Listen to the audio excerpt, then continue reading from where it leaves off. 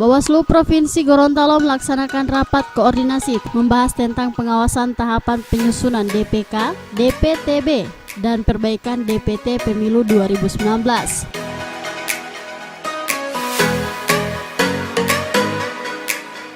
Kegiatan yang digelar di Aula Kantor Bawaslu Provinsi Gorontalo ini turut dihadiri unsur Dinas Dukcapil Bawaslu Kabupaten Gorontalo serta perwakilan Komisi Pemilihan Umum.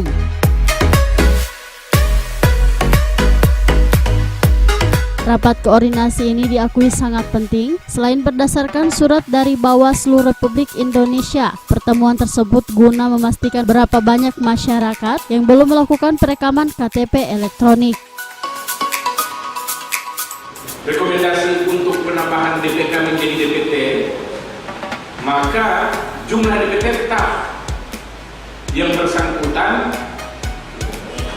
hanya diberi keterangan dia sudah dihapus dari dalam daftar pemilih di TPS tersebut. Kalau dia sudah pindah memilih. Pertanyaan berikutnya, saya yang bersangkutan misalnya saya sudah ada A5, saya pindah ke Pohuano, bekerja di sana, memilih di sana. Kemudian, data saya yang di kota itu secara mati sudah tidak ada. Tapi jumlah DPT-nya tetap, kalau tidak ada rekomendasi perbaikan DPT, kalau ada rekomendasi perbaikan DPT secara otomatis yang pindah domisili sudah. Rakor tersebut diakui pihaknya ingin lebih mengetahui informasi soal penduduk atau pemilih yang mutasi pindah datang. Berdasarkan hasil diskusi yang dilakukan Bawaslu dengan KPU Provinsi Gorontalo, diakui ada kurang lebih 700 orang yang saat ini masuk dalam daftar pemilih perbaikan. Maka berarti nanti akan ada pemilih yang tidak kebagian surat suara.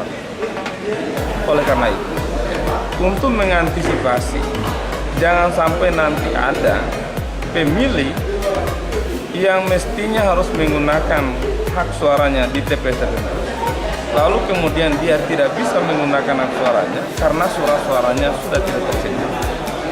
Dengan demikian maka atas instruksi Bawaslu, maka Bawaslu Provinsi dan Kabupaten Kota pada intinya kita bersedia.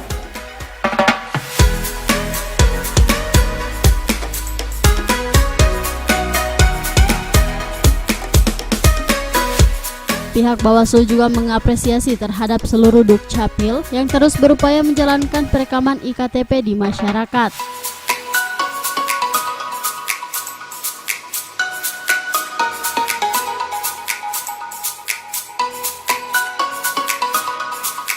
Tim Liputan Advertorial Mimosa TV.